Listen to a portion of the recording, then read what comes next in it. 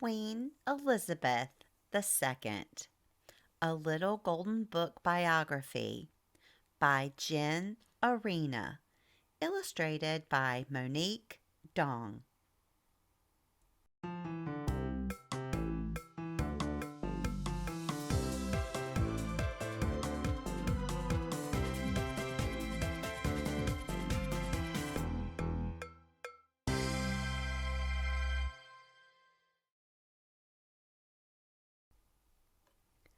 Elizabeth Alexandra Mary Windsor was born in London, England on April 21st, 1926. She was just like any kid, except for one thing. Elizabeth was a princess. Her little sister Margaret was a princess too, because their grandfather was the King of the United Kingdom.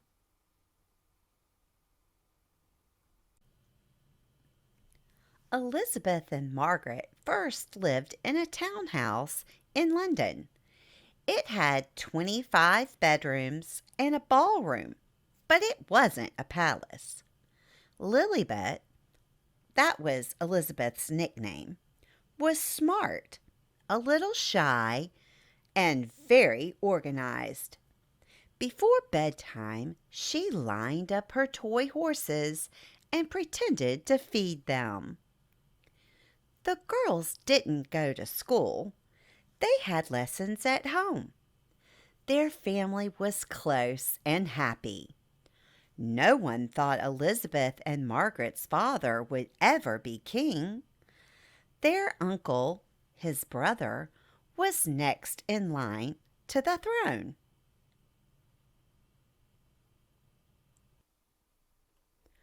When Elizabeth was 10 years old, everything changed.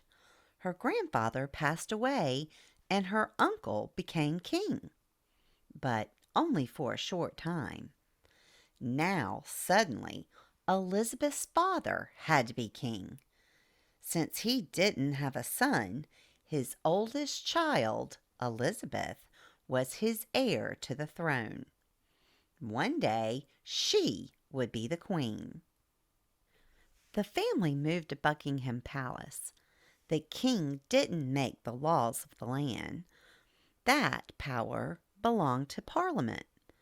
Still, Britain's ruler had an important role, and Elizabeth's father wanted her to be prepared. He taught her to feel a sense of duty. Elizabeth grew up believing that she served the people, not that the people served her.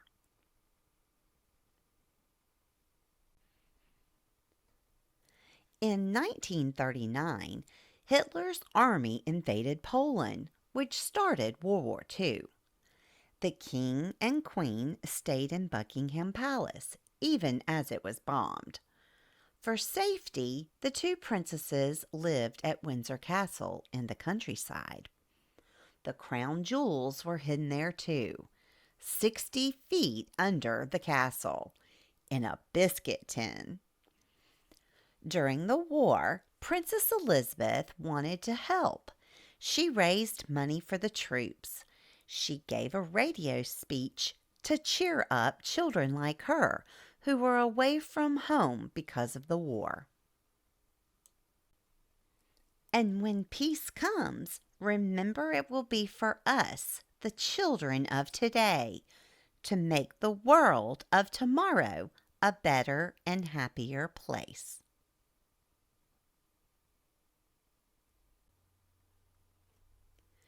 In 1945, when she was 18, Elizabeth signed up for the women's branch of the British Army.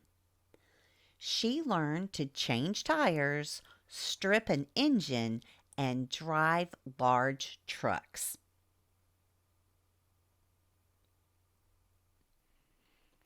On the day the war ended, crowds of people cheered and danced in the streets outside Buckingham Palace.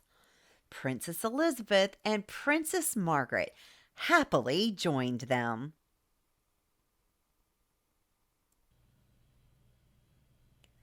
After the war, things didn't get better right away.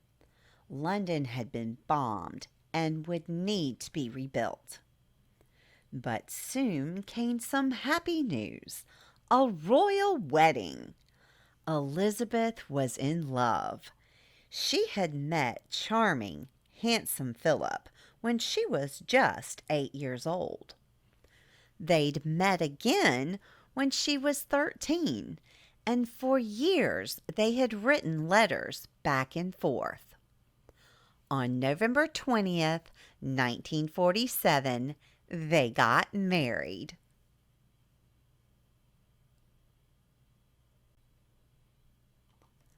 Sadly, Elizabeth's father passed away a few years later. Elizabeth, her family, and the country mourned the king. When she was just 25 years old, Elizabeth rode to Westminster Abbey in a fancy gold coach pulled by 8 horses. Wearing a white satin dress and a plush purple robe, she swore to govern with justice and mercy. A heavy crown was placed on her head. England had a new queen, Elizabeth II.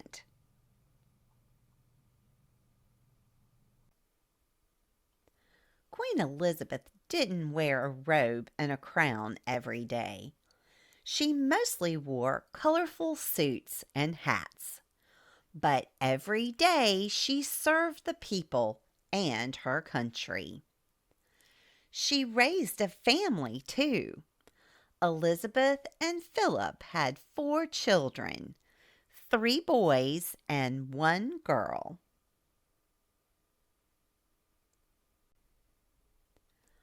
Years passed, and then decades. Calm, steady Queen Elizabeth kept watch over her country. By tradition, the Queen stayed out of politics. She didn't even vote.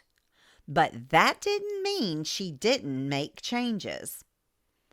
She became friends with Nelson Mandela and supported his work against racism in South Africa.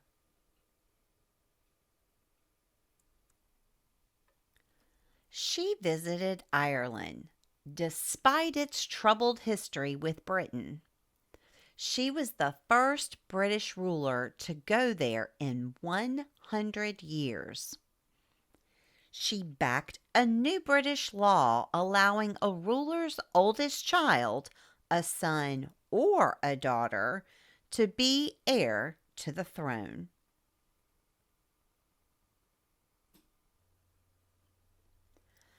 Being queen wasn't always easy. Queen Elizabeth once famously said that 1992 was a horrible year. Her children, now grown, were unhappy. Her heir, Prince Charles, separated from his wife, Princess Diana. Then Windsor Castle caught fire. Slowly, things settled down. Her grandchildren got married and had children of their own.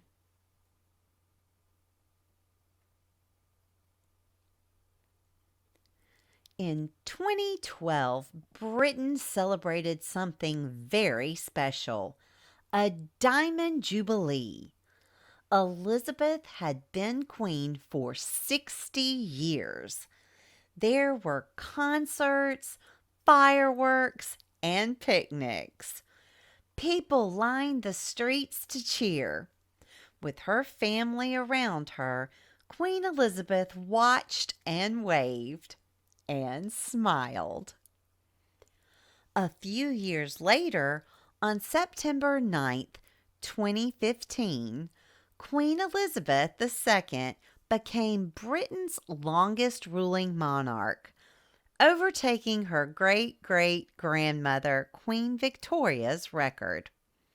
And in 2022, Elizabeth marked 70 years on the throne. To honor her, Britain threw its first platinum jubilee.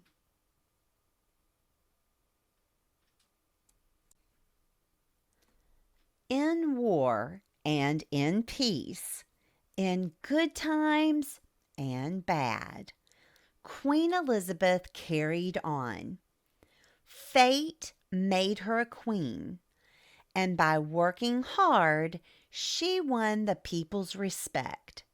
She always put the crown and the country above everything. And the country's crown has had no brighter jewel.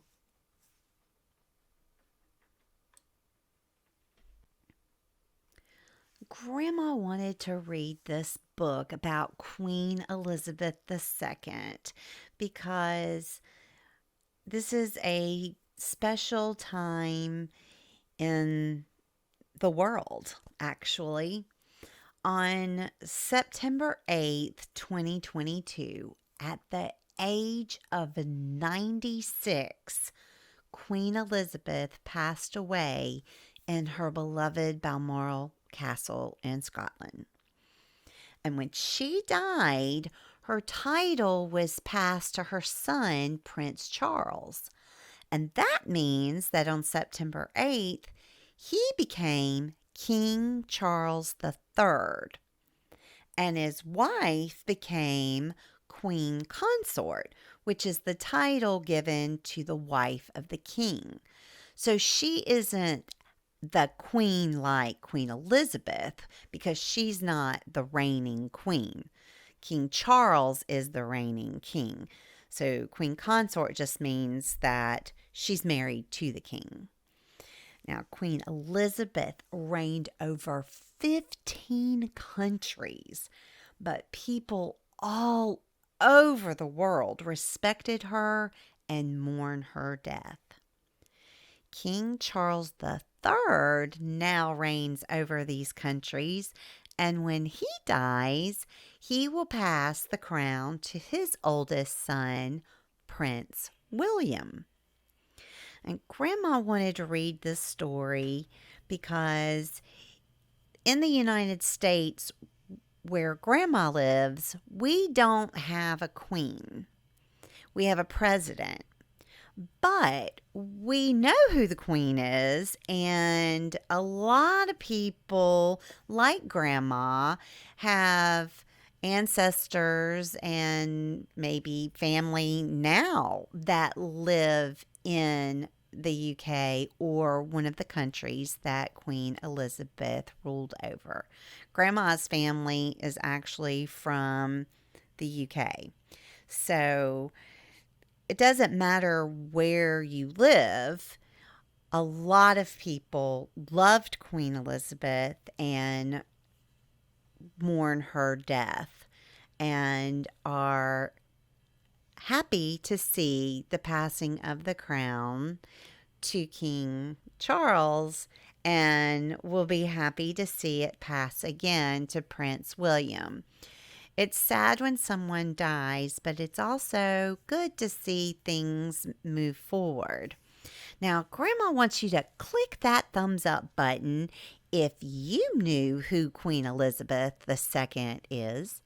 And do you know who King Charles is, which used to be Prince Charles?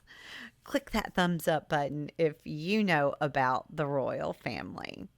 But most importantly, Grandma wants you to make sure you come back for more stories by Grandma.